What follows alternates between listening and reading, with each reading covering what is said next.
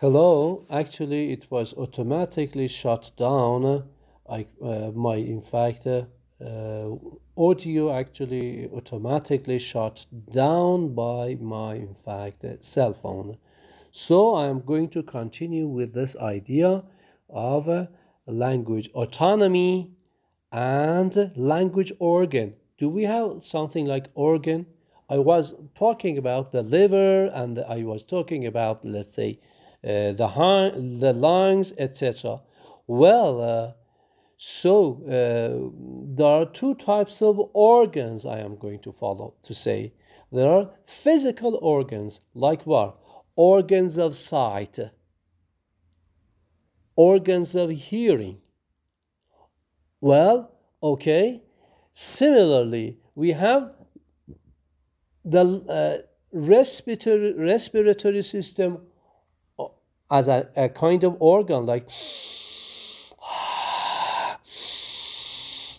which enables us to talk, to in fact breathe in and out. So from now on, let us talk about another organ, which is in fact as part of ilm al-nafs, as part of in fact psychology, and we call it as language organ. It is a kind of linguistic organ. Okay, it's a kind of lisaniyat organ. Okay, so the book says something like this, that we have things like that. I'm just actually reading from page 46, it was line 1, 2, 3, 4. I'm just continuing from line 5. Why not talk about the mind in terms of mental organs as well? So we have physiological organs and mental organs, as you see. So the logic organ, number 1, and the mathematics organ as number 2, and the common sense organ, number 3, and among others, we have one important organ. We call it the language organ. Okay, so it is an organ, but the difference between this organ and other organs are like this. So when we say something like organ of sight, we actually go to this kind of ball, these two types of balls on my, in fact, in your face actually, which take care of everything related to seeing. Okay?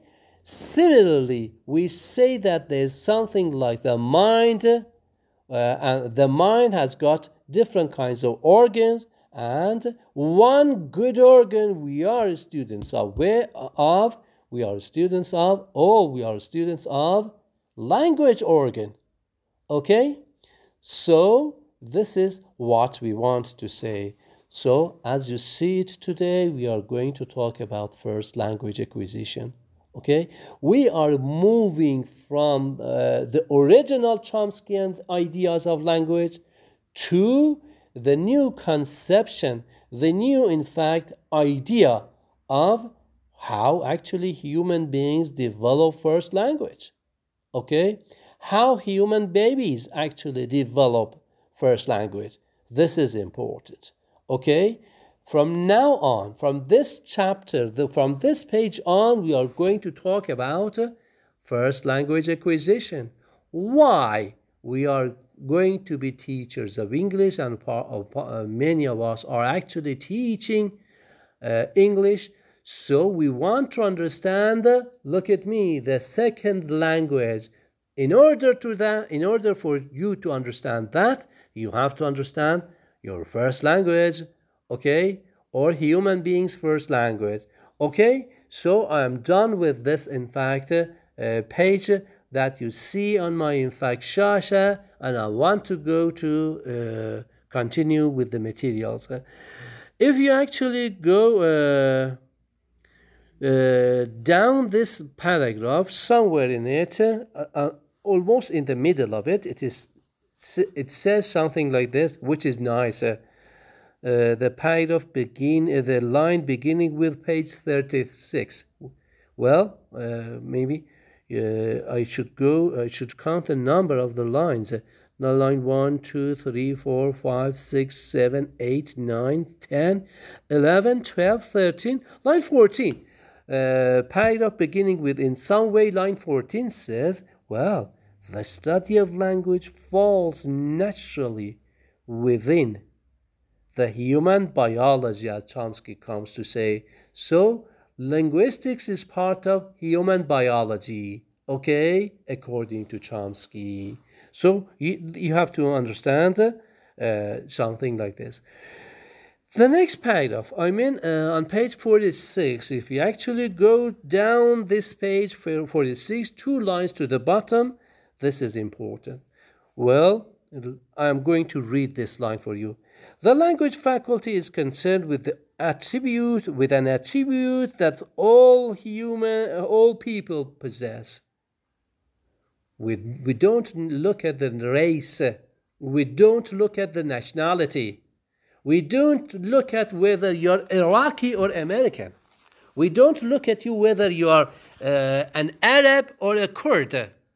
We don't look at something like this, whether you are from Tehran or not Tehran.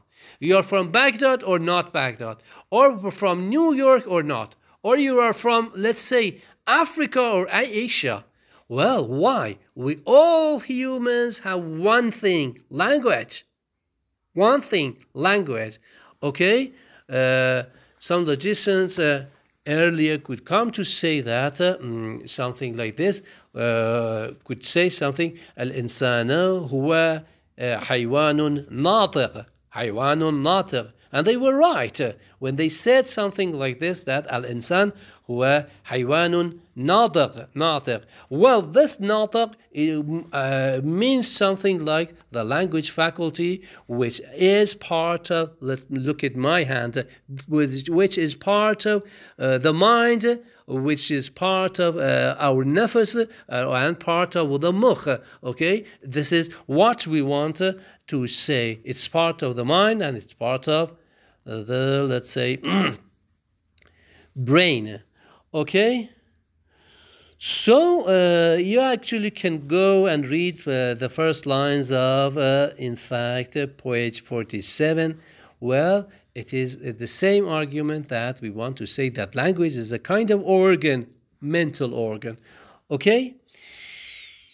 The next paragraph actually talks about something very important, especially for Iranian students, because Iranian students, if they want to continue, they have to pass a very difficult entrance examination. If they want to be a PhD candidate, if they want to be a doctor of English language, a doctor of English as a second language, is a doctor of English as a foreign language, EFL students, ESL students, etc., etc. Iranians have to pass a very, very difficult exam, which we call it in Farsi as concours.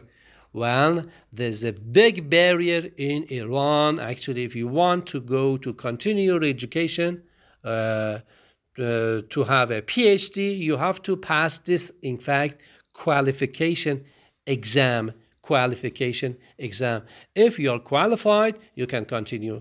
Well, in the qualification exam, in the concours exam, there is one question always appearing in many always or most or often appearing on the questions of the tests.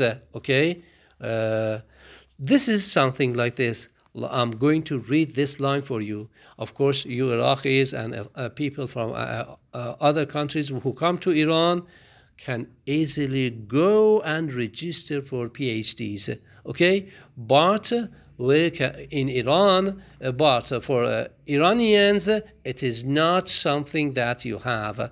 Okay, so it is good for you to, in fact, be a person from our good neighbor Iraq, which actually we love best.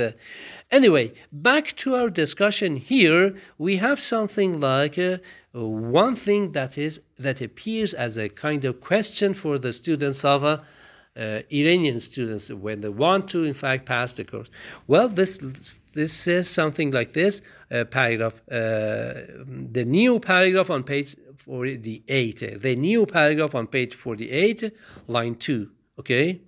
Maybe I'm going to begin with line 1, which says, the words of human and human being have frequently figured in the discussion so far. So let us say something very important. Well, remember, you have to memorize this line. You have to memorize this line. This is so important. Let us see. The language faculty, قوة النطق, is indeed specific to only human beings. According to the book, it says specific to human species.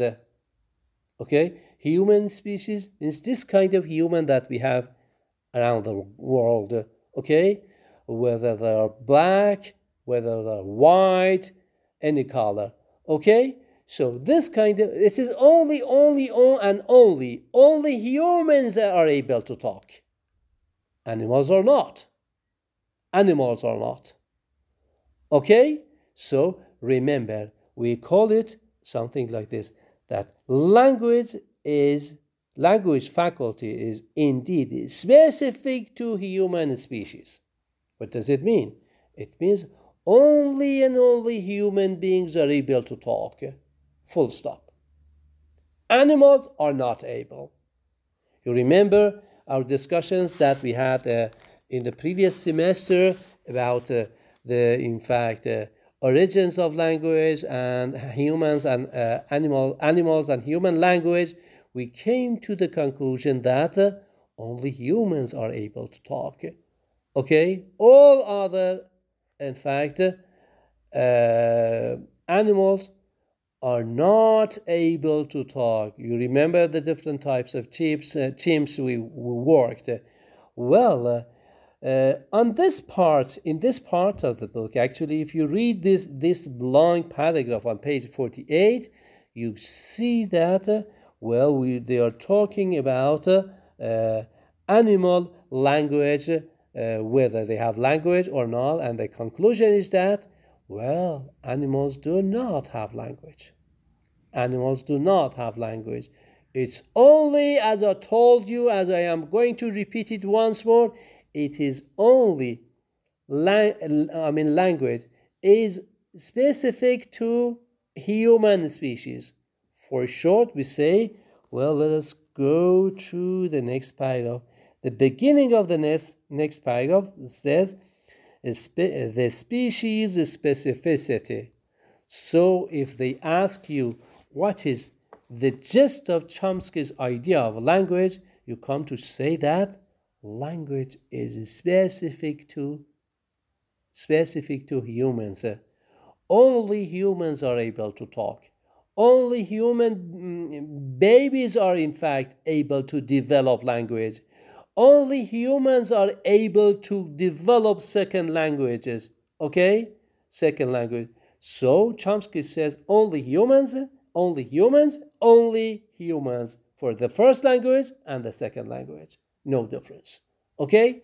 Well, this is what I wanted to say on page 47.